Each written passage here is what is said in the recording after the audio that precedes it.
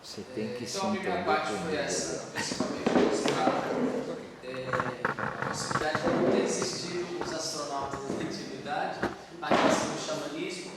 E agora eu vou contra-argumentar o porquê que eu achei isso. Então, eu vou mostrar nessa minha busca, principalmente no xamanismo, nas pinturas rupestres, seres incomuns, que fogem dos padrões dos seres espirituais e dos seres sobrenaturais. Mesmo os antropólogos se confundiam. Os seres sobrenaturais são esses seres gigantes, antropomórficos, seres que não existem na nossa realidade, entre aspas.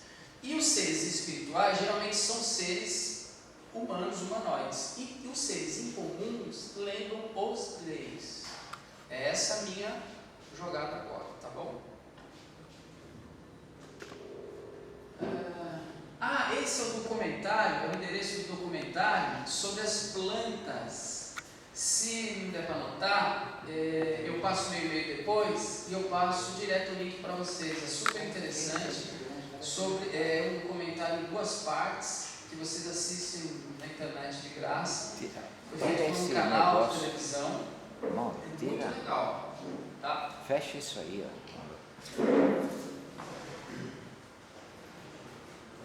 Espera só um pouquinho. Tá. Porque acho que vai enriquecer ainda mais as poucas informações que eu dei sobre as plantas ali. Eles vão mostrar como que as árvores se comportam. Sabia que as árvores mudam de lugar? Nesse documentário ele fala. É muito interessante. Pode passar.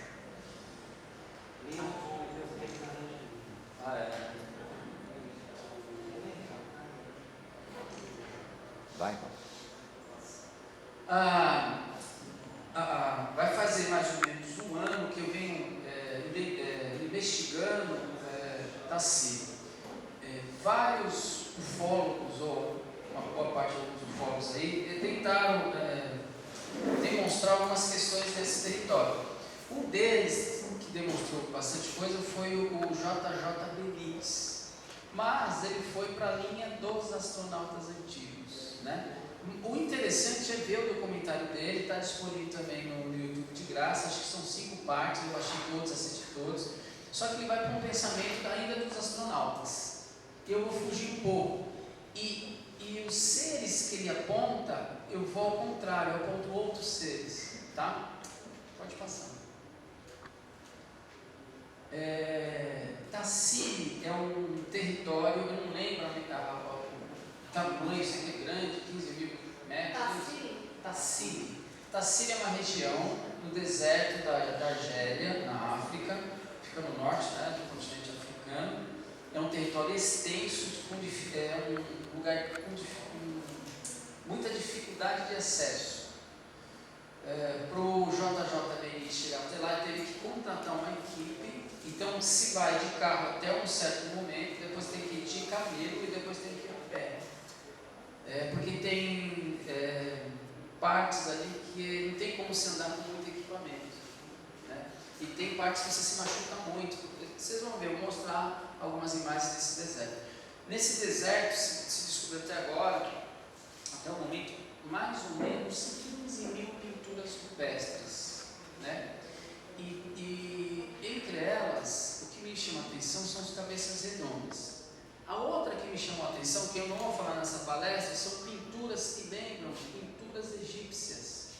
Existe um pesquisador, junto com o André Lott, que eu já citei, né, desse livro aqui, que acha que o Egito pode ter até mais de 15 mil para 20 mil anos, e que ali talvez seria o berço da civilização egípcia, né? Mas isso é uma outra história que a gente pode ver em outro momento. Então, nesse deserto existem vários tipos de pinturas que fogem de padrões de pinturas rupestres pelo mundo, né? Tirando alguns gigantes que são semelhantes a pinturas na Europa, na América, na Austrália, né? Eu vou mostrar para vocês. Deixa eu ver aqui. Só para fechar. A gente vai encontrar seres de grandes cabeças redondas, criaturas gigantes, como eu falei, figuras antropomórficas, geralmente são xamãs travestidos de animal de poder, exóticas e deslumbrantes, animais desconhecidos, que não tem catalogado na nossa biologia, cenas de caça e domesticação de animais em pessoas comuns, né? E seres de outro mundo, ou de outros mundos, e famílias e cenas do cotidiano, tudo misturado, né? Pode passar. Olha a região. Não parece Marte, de repente? Não é interessante esse lugar, né? E olha, Isso daí é pedra? É pedra. Nossa, parece construção. Parece construção. O pessoal fala que se você olha do satélite, parece cidade. O que chama a atenção é que aí, há milhares de anos atrás, era um oceano. Por isso que as pedras são desse jeito, né? Ela é tomada por água. Olha só. Então você tem toda aquela estrutura ali, tem essas paredes, todas essas montanhas, não tem caverna, só parede, todas as pinturas são paredes ao ar livre, né? É impressionante como essas pinturas duram tanto tempo, né? Pode passar. Outro perigo que acontece lá são os piratas. Os piratas, aí o perigo é maior do que o próprio deserto, né? O deserto. E olha o tamanho disso aqui, né? Parece mesmo uma edificação, né? Olha o tamanhozinho dos carros. Olha aqui o tamanhozinho, parece Marte mesmo, né? Impressionante. Já chegaram a filmar ali os filmes de ficção? Já chegaram. Pode passar. Bom, esse aqui é o André, desse aqui é o Henri, né? Falando, né? O Henri Dott, o autor desse livro aqui, foi o primeiro a chegar em Cassini, descobrir todas essas pinturas e foi o primeiro a falar de um possível contato com seres incomuns, ou seres de um outro planeta. Por que ele chegou a essa conclusão? Porque não essas pinturas aqui, essas pinturas são pinturas que você encontra em qualquer lugar do planeta, idênticas a essa. Então ele foi separando, existe um padrão e existe pinturas que fogem do padrão, é essa que interessa para a gente, né? Essa é uma foto de 67, como eu falei aquela hora, ele vai para a África em 33, voltando com a pesquisa mais detalhada, porque aí ele leva um grupo de fotógrafo, desenhista, mais equipado, ele consegue uma grana através de uma universidade, que ele não tinha conseguido tanto em 33. E o que atrapalhou mais ainda foi a chegada da Segunda Guerra. Ele teve que sair correndo de lá para não sofrer algum tipo de perigo, né? Pode passar. Os cabeças redondas, possíveis registros de presença extraterrestre no planeta Terra. No planeta Terra, na era neolítica. É uma pergunta.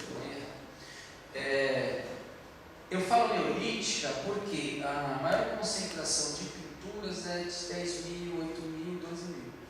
O paleolítico ele vai um pouco para trás, né? Você tem o paleolítico médio e o paleolítico superior. O superior é o finalzinho dele, que é 40 mil anos para 20 mil anos. Mas tem pinturas também de 20 mil anos. É isso que é impressionante. Parece que ele foi uma belas artes do planeta, né? Muito interessante, pode passar. Olha só. Não lembra, aqui, eu vou até mostrar, não lembra um ET? De cabeça alongada? Ou de cabeça... Você tem aqui, embaixo, é que assim, como é uma pintura que não sei se eu coloquei, de 10 mil anos, logicamente ela tem uns desgastes e algumas pinturas, alguns desenhos em torno, pinturas em torno, são apagadinhas. Aqui provavelmente é um chãozinho, né? Existe algum animal desenhado aqui que não aparece mais. E aqui, esse antelote, ele acredita ser uma espécie diferente desse tamanho, que ele chamou de cabeças redondas por causa das revistas que ele lia de ficção científica. Então ele identificou como um ET. Se a gente for fazer um levantamento histórico, talvez ele seja o primeiro a se falar na teoria do paleocontato ou da ufarqueologia.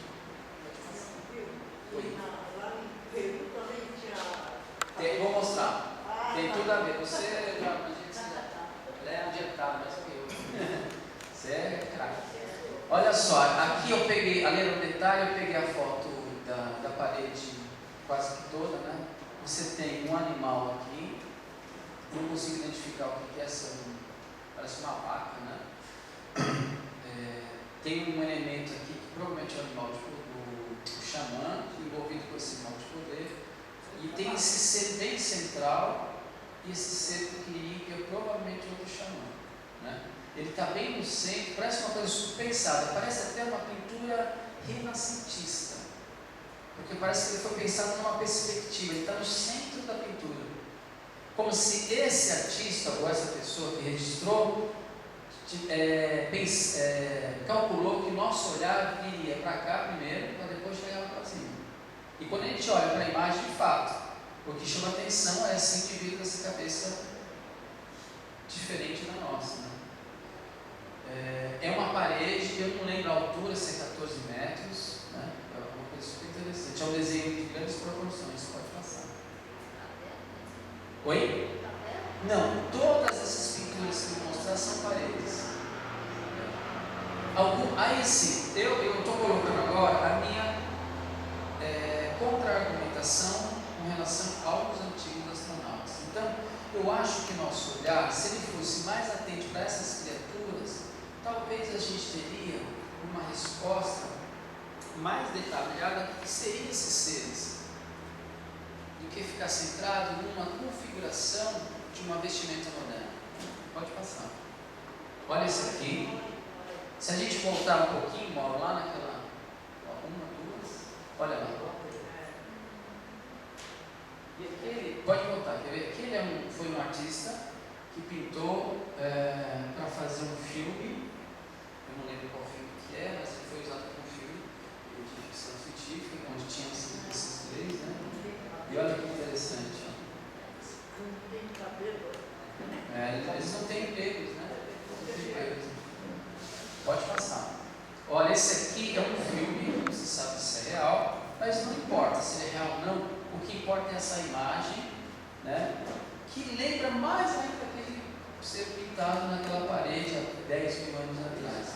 Esse é um filme que vazou na internet, fala-se que foi feito pelos russos, de uma nave que caiu, acho que em 69, né? Eu tinha 1 ano de idade, e foi no ano que o homem foi para a Lua. É interessante ver o filme, ele parece real, agora não se sabe se ele é falso ou não, mas o que importa é que essa configuração ficou presente na mente como? Através dos primeiros relatos de abduzidos, dos primeiros registros de desenho de pessoas abduzidas. Diferente do mito popular vindo do cinema dos antigos astronautas.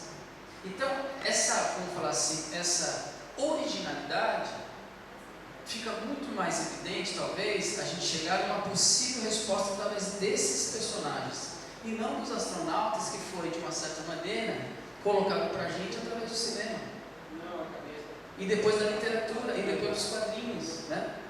Logicamente, nos anos 80, aí, quando estourou, né, essa coisa da abdução, porque até então se pensava que era invenção dos ufólogos, né? Eu comecei aqui citando o John Mack lá no início. O próprio John Mack, ele vai morrer em 2000 e pouquinho, né? Uma pessoa que tinha um cargo importantíssimo numa das maiores faculdades do mundo, se coloca diante do público e fala: estou precisando de pessoas abduzidas, e eu tenho certeza que elas são abduzidas por seres de outros lugares que não sejam a Terra. Então, assim, se a gente tem essas informações, por isso que eu pensei? Eu recolho histórias e registros desses abduzidos e comparo com essas pinturas antigas. Pode passar. Olha isso aqui. Olho grandão. Como eu falei, o tempo é curto. Eu tenho imagens e pinturas de cavernas ou de pedras que lembram esses olhos. Pode passar. Esse aqui também foi num filme americano, não lembro qual, mas me interessei pela imagem e coloquei. Foi, é. Eu estava assistindo, na realidade, eu participei de uma entrevista, sabe o Arrigo Barnabé, músico? Ele foi lá na minha loja, ele fez um programa de rádio, onde ele entrevistou um físico, não vou lembrar o nome do físico importante da USP.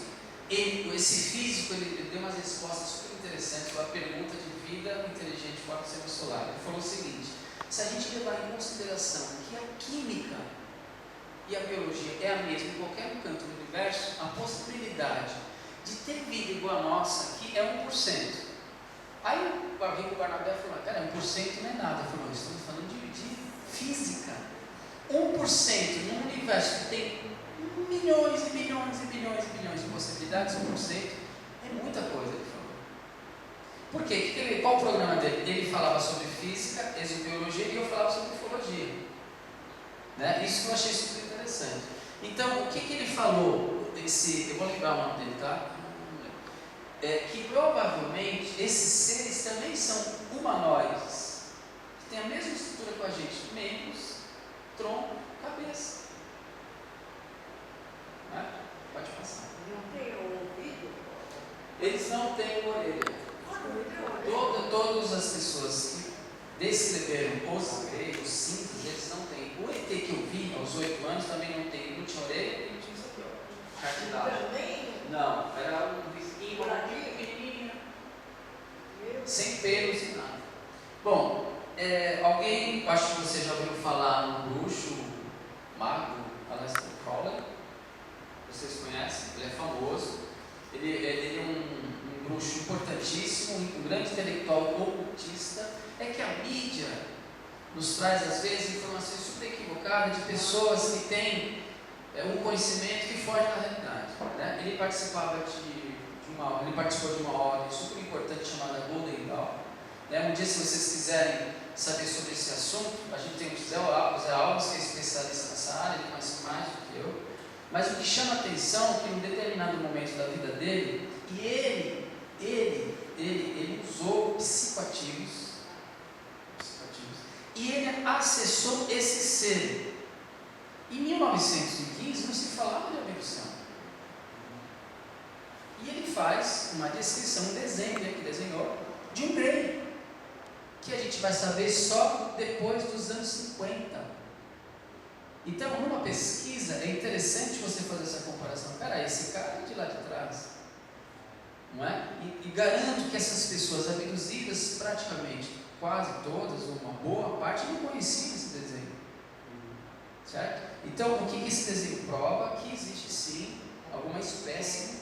Porque era fechado. Você fazia parte do 8º grau da hora do tempo de origem. Não sabia se. E ele não divulgava, né? Não era nem divulgado isso. Só depois que ele morreu, não foi que o Kenneth Gray, nos anos 70, que foi divulgar essa imagem. Mas está lá o papel, o desenho, com a data e tudo. Pode passar. Só volta um pouquinho. Por que logicamente que para um sistema, um cara como esse, é um perigo. Para o Crowley, essa imagem, ele não representa só um indivíduo encarnado, mas ele é um portal. Uhum. É um portal. Ele realizou rituais para abrir um portal estelar, para conseguir contato com uma onda extraterrestre, uma forma de inteligência extraterrestre. Olha que legal, isso em 1915 praticamente, né? E ele, assim, a sociedade, de uma forma geral, o sistema, né, ele era muito admirado pelos artistas, pelos escritores, mas pelo sistema ele era odiado. Imagina um cara que praticava bruxaria, vamos falar assim, e tinha um conhecimento ocultista super interessante, não era uma pessoa que deveria ser bem vista, né? Mas o que importa é isso aqui, ó. Isso prova que existe sim, lá no passado, no presente e agora no passado e no atual presente, uma figura que vem culturalmente se manifestando na nossa vida aqui, do nosso planeta, que é esses cinzas, os gregos. Pode passar. Eu chamo de seres incomuns, tá? Só para a gente não falar ET, essas coisas todas. Por exemplo, de repente alguém me pergunta, e os reptilianos? Você sabe como surgiu esse reptiliano? Essa ideia de reptiliano veio quando a televisão colocou aquele seriado chamado V, a Batalha Final. Foi o primeiro seriado, não o segundo. Isso nos anos 70, final de 70 para 80. Você falava em reptiliano. Aí ficou no imaginário, porque os seres dessa quem assistiu aqui? Dá para vocês baixarem na internet, dá para entender.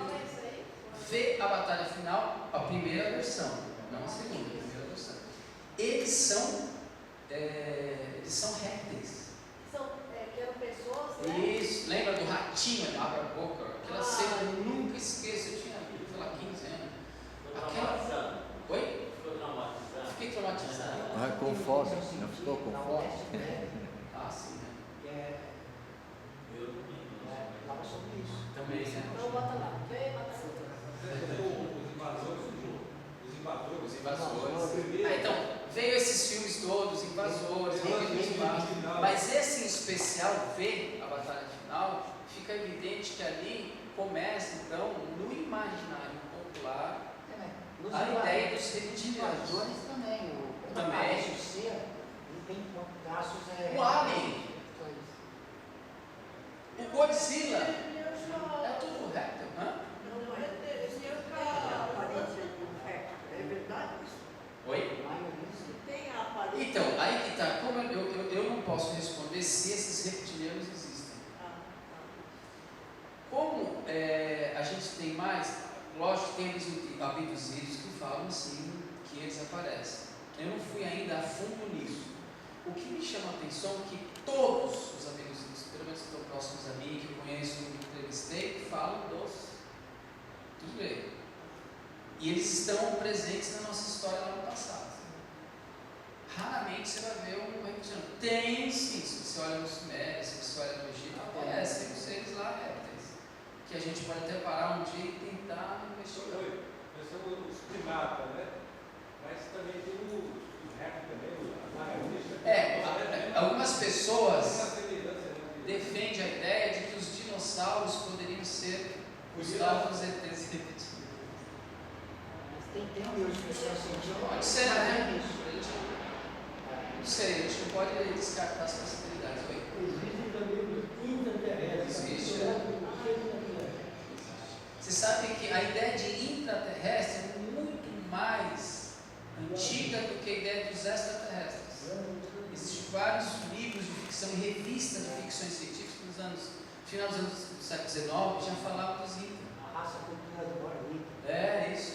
E se você for mais atrás, existe nas lendas, os mitos de várias civilizações chamadas de intraterrestres.